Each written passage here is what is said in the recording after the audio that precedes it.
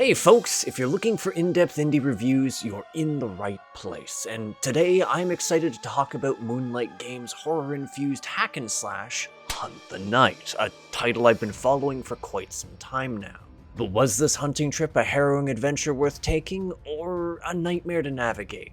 I'm your host Arlian, let's find out together. The age of man is coming to an end, as the long night and its creatures once more take hold of the land. The only bulwark against this ravenous tide is the ancient order of stalkers, shadow-tainted hunters who dabble in the very forces they combat, all so they might buy precious time and pave the way for future victory. It's a bleak task, and yet there'd been a moment where it seemed poised to end, when the Great Seal had been acquired and an endless day seemed near. If only one of their own hadn't turned traitor and sundered the object. You play as Vesper, the traitor's spawn, who fights to redeem her family name and recover that fragmented hope. To regain what was lost is an arduous task in itself, and one which is only further complicated by the Nightborn entity within her, Umbra.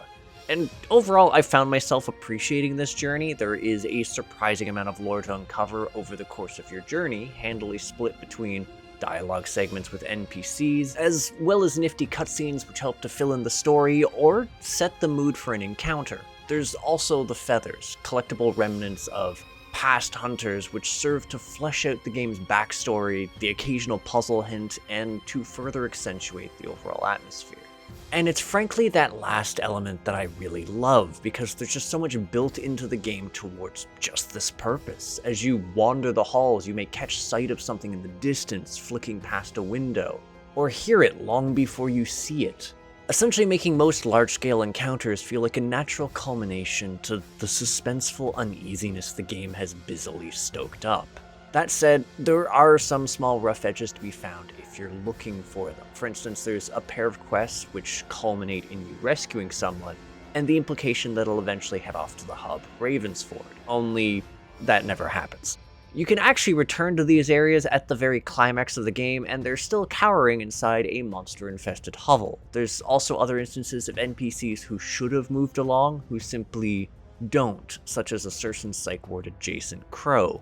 And speaking of updating, despite having a fairly broad hub, once you've spoken to everyone, there doesn't tend to be much point in chatting with the majority of the characters again, since they never really have any more dialogue even as you progress further into the game.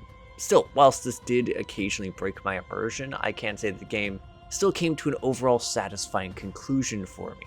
Or conclusion, since there is a decision to make at the end, though the overall choice does feel natural enough. But what about the journey to get there? Well, challenging is likely the first thing that comes to mind. Even as early as the introductory areas, I found myself getting some hard lessons on just how fragile Vesper is, something which incentivized familiarizing myself with the combat as soon as possible. Thankfully, it's not too hard to pick up. For instance, your basic combos are fairly simple, divided between a quintet of weapon types you can find. Some favor range, some speed, some damage, providing some stylistic choice in how to tackle certain events. Admittedly, you can't access your inventory during combat or when too close to an enemy, so you can't shift styles on the fly. That said, mastering these basics still feels fairly important, since hitting enemies is also how you replenish ammo for your guns. Overall, there's 3 flavors of firepower to find, each with their own situational uses, whether it be to deal decisive damage to a boss, to clear out a crowd, or just picking off problematic enemies. And as long as you can maintain a steady offensive, they remain an accessible part of your arsenal, especially due to Hunt's take on a stamina system. Since it's wholly unmoored from your offensive options, instead, it only serves to limit your evasion, as well as certain exploration-related powers. Though, I probably wouldn't delude yourself into thinking it's being too forgiving. Even within the tutorial area, I found myself encountering enemies who were more than capable of emptying out my health in a few decisive hits, which made mastering the timing on the dodge feel necessary, even with access to a small replenishing pool of potions. Estus Flas.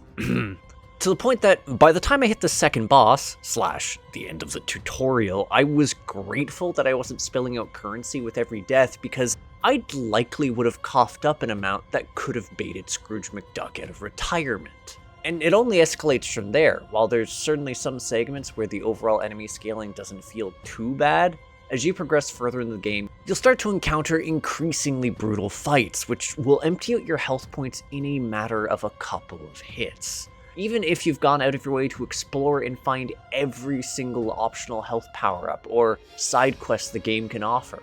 That's not to say I disliked these combat encounters. I actually thoroughly enjoyed the various boss fights in the game and how they'd shake things up as they entered further phases, but, well, the sheer lethality intrinsic to each of them made learning the nuances of these fights a bit of a problem at times, since that often left little time to contemplate what went wrong. But I digress, mostly because I wanted to tackle the next major component of Hunt, its exploration. See, while there is some light snooping around to do while you're in the process of cleansing Fort Ravensford, it's only after this point that the game really starts to open up.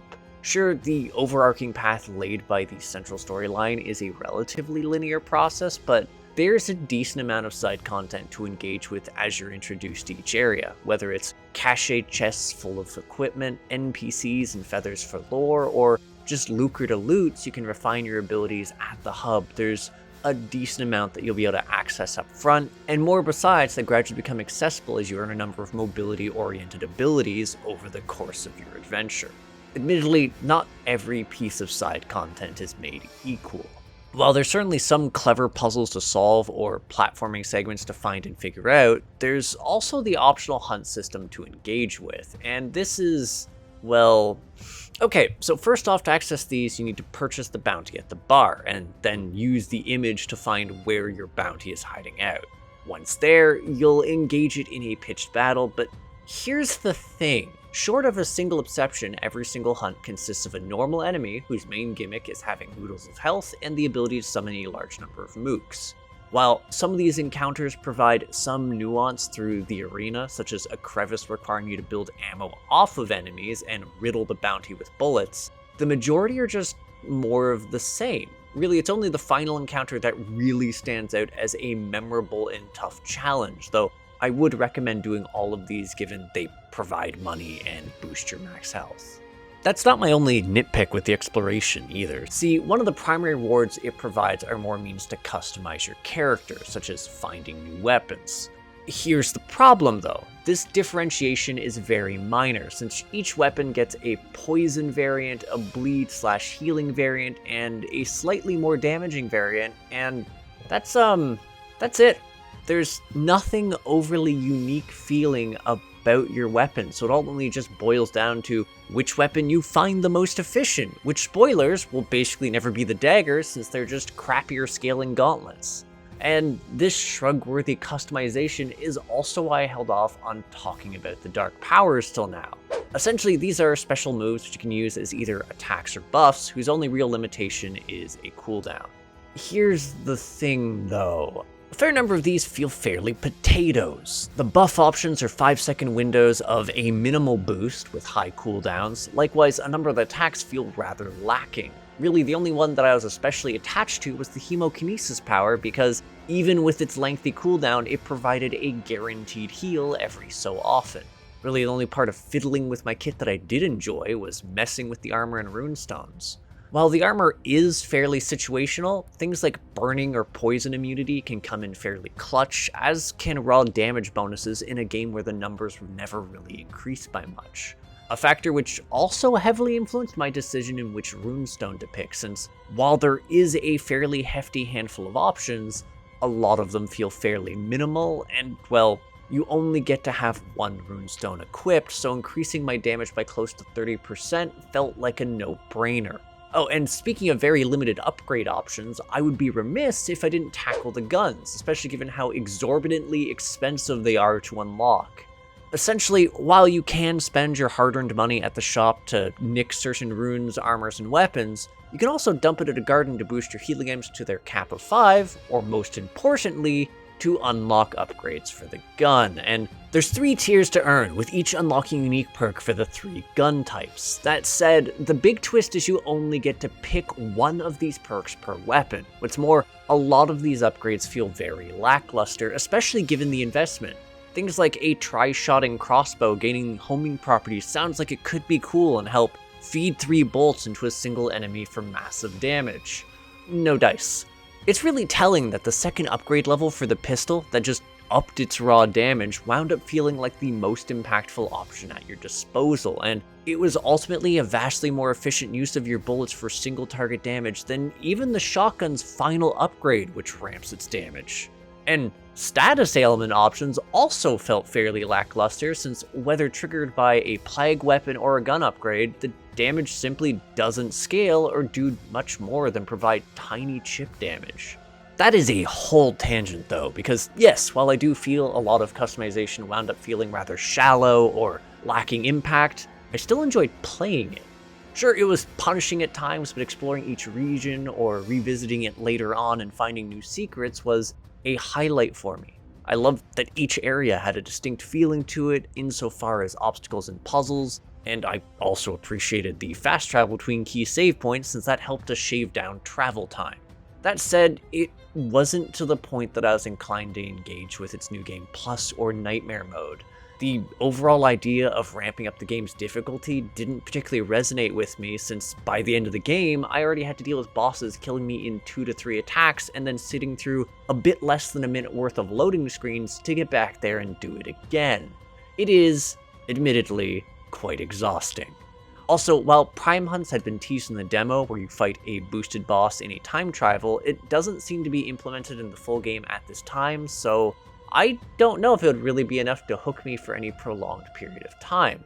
So yeah, that's all my mewling about mechanics, so let's chew up the scenery, or at least comment on it, because I'll admit, Hunt the Night is gorgeous. It got my attention back when it first released its Kickstarter, and having gone through the full release, it both retained and exceeded the visual quality it initially established. I legitimately found myself both impressed and unsettled by some of the gory details over the course of my adventure, and hyped for the climatic encounters with the night creatures that oversaw each domain. And the sound design was absolutely stellar. Things like distant crying or other eerie bits of noise were frequently cued at the perfect time to provoke discomfort, and all of it was complemented by an absolutely lovely OST. But was it a masterpiece? Well, not so much, though I might provide praise to its presentation since it is a glorious gothic treat. Its mechanics, the actual guts of the game, were a bit more mixed to me. Overall, it is a competent adventure, but one which implemented a lot of its customization in such a manner that it felt limited and samey. Ultimately, it wasn't overly satisfying to engage with. Thankfully, the journey itself was a joy to undergo, and the overall clever exploration and boss encounters did a lot of legwork insofar as keeping me invested, alongside the gradual unfurling of the narrative. And yet, even that hit its sticking points. Like I said, encountering increasingly lethal enemies and challenges all while dealing with prolonged sets of loading screens is, well, less than stellar as far as experiences go. The last boss fight alone was a nightmare for just how much of it was spent on those interim screens. Which is why, as much as there are certainly elements of Hunt the Night that stand out as a noteworthy experience, I ultimately only rate it as a hit. Anywho, thanks for tuning in. If you agree, disagree, or just have something to say to me, feel free to comment. And if you enjoy my efforts to create new indie reviews, interviews, and gaming content, hit the subscribe button and the bell. For the Discord savvy folks, there's a link to my community, the Crit Hit Cauldron, in the video description, and to my Patreon if you're curious to see reviews before they hit the YouTube, or just want to support me and the other members of Crit Hit. There's also a link to my merch if you want like a mouse pad or a nice shirt. And to my Twitch if you want to see me get dunked on Indie Games Live. I am starting to dip my toes back into doing that. That said, I'll catch you on the next episode of Crit Hit. Take care till then, folks.